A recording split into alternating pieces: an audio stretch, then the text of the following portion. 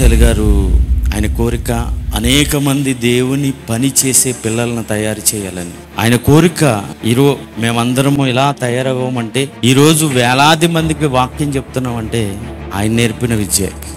ఇంకా అనేక మంది దేవుని సేవ చేసే యోధులు కావాలి. సామాన్యమైన పాస్టర్లుగా ఉండకూడదు. వాళ్ళు శాస్త్రవేత్తలను ఎదిరించగలిగిన వారుగా, బైబిల్ శాస్త్రవేత్తలుగా కావాలన్నదే ఆయన కోరిక. ఆయన కోరిక మేరకు ఏర్పడిందే residential Bible college. Today I want to say a scientific topic regarding the teeth. What exactly Bible has been said. Bible తప్పన్న వారిని కానీ, దేవుడు లేడన్న వారిని కానీ, మత ఛందస్సవాదులను కానీ, శాస్త్రవేత్తలను కానీ ప్రతి ఒక్కరి నోరు మూయించి శాస్త్రవేత్తలను సైతం ఎడంకాలు కింద తొక్కేసిన మా తాతయ్య జయశాలి శ్రీ పిడి సుందర్రావు గారు అదే రోషంతో, అదే ఆవేశంతో దేవుణ్ణి కానీ, బైబిల్ని కానీ తప్పన్న వారు ఎవరైనా సరే మరి వారిని ముచ్చమటలు పట్టించి నిజంగా దేవుని యొక్క గ్రంథం బైబిల్ నిజమైన దైవ గ్రంథం అని ఒప్పించడానికి రెసిడెన్షియల్ బైబిల్ కాలేజ్ అనేది ఏర్పాటు చేయడం జరిగింది.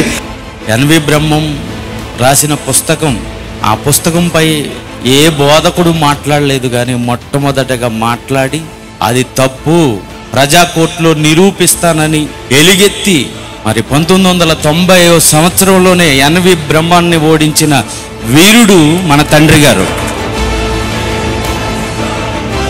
ఏదో సాధించాలి, దేవుని కొరకు ఏదో సాధించాలి, దేవుని చరిత్ర పుటలో నువ్వు నేను నిలిచిపోవాలి. అదే మన తండ్రి జయశాలి గారు స్పష్టంగా మన కళ్ళ ముందు లైవ్ ఎగ్జాంపుల్. ఆయన జీవితం మనకు మాదిరి. అలాంటి మహనీయుడు సకల శాస్త్రాలను తలదన్నుతూ ఈరోజు మరో శాస్త్రాన్ని మట్టగలపడానికే ఈ సెమినార్లో ఆయన మాట్లాడుతున్నారు. వైద్య శాస్త్రం పుట్టక ముందే సృష్టికర్త, ఆరోగ్య శాస్త్రం. అంటే ఇలాంటి ఇన్ని జరిగినా, ఇన్ని మనం చూసినా ఎందుకని మన మనసు నీరు కారిపోవట్లేదు, ఎందుకు మనం ఆ బలహీనం కావట్లేదు అంటే ఒకటే, మీరు వింటున్న వాక్యం బలమైన వాక్యాన్ని మీరు వింటున్నారు. అపోస్తలుల బోధ మీరు వింటున్నారు. ఆరంభంలో అపోస్తలులు ఏ బోధ చేశారో ఆ రోజు సమాజానికి, అదే బోధ ఈ రోజు బైబిల్ యూనివర్సిటీ ద్వారా జరుగుతుంది కనుక మీరు నిలబడుతున్నారు. నేను నిలబడ్డాను, లేదా నేను ఎప్పుడో బలహీనంగా సైడ్ అయిపోవాలి నేను కూడా. తండ్రి గారు ఆ రోజు 20 ఏళ్ల క్రితం మాట్లాడిన మాట ప్రసంగం, దేవుని సేవలో మరణం వరమా శాపమా, అది విన్నాను, నిలబడ్డాను.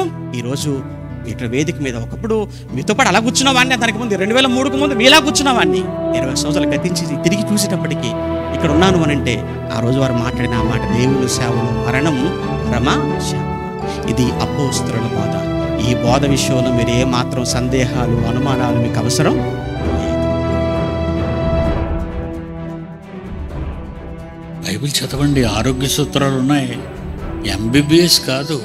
ఎంబీబీఎస్ ఏంటంటే నీకు రోగం వస్తే ఏ మందు వాడాలో చెప్తుంది. అది అసలు నీకు రోగం రాకుండా ఉండాలని బైబిల్ ఇస్తే, నీకు అసలు రోగాలే నీ దేహంలో చోటు చేసుకోకూడదని దేవుడు దివ్య గ్రంథంలో రాయించి నీ చేతిలో పెడితే, ప్రపంచంలో అన్ని భాషలలో అందరి చేతులకి వెడుతున్న ఈ వేద గ్రంథం ఎందుకు వెళుతుందో తెలుసా?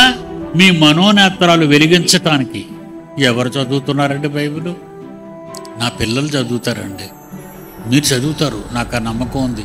మీరు చదువుతారని నాకు సాక్ష్యం ఏంటంటే, నేను వెళ్తుంటాను కదండి తోవంటి, ఇప్పుడు వెళ్తుంటానా, చిన్నోడు కూడా వచ్చి తాతయ్య అంటాడు.